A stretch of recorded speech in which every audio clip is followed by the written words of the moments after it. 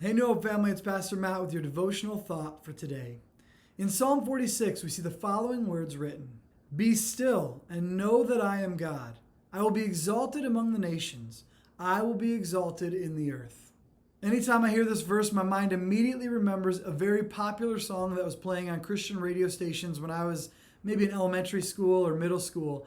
And the whole concept was, be still and know I am God. And that was the whole main hook of that song. And at that time, I remember, you'd come on, you'd kind of just sing along with whatever was on the radio.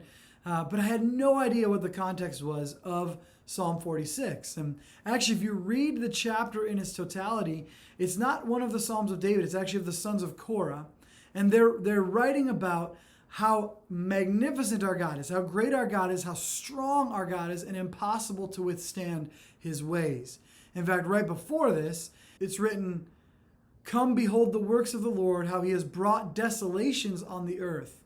He makes wars cease to the end of the earth. He breaks the bow and shatters the spear. He burns the chariots with fire.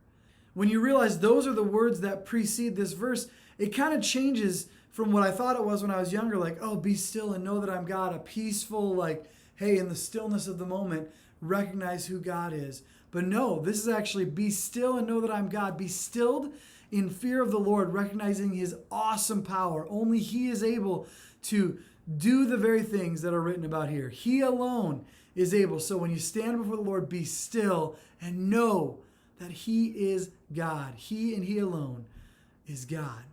And then it continues on and says, I will be exalted among the nations. I will be exalted in the earth.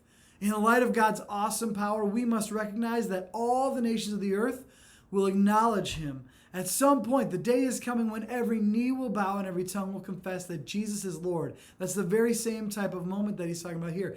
Our God will be exalted, not only among all the nations, but in all of the earth. So when we stand before him, we should be still and know that he is God. And let us live our lives in light of that reality. Let us not be hasty to do whatever we might want to do in a situation, especially if it's contrary to God's word.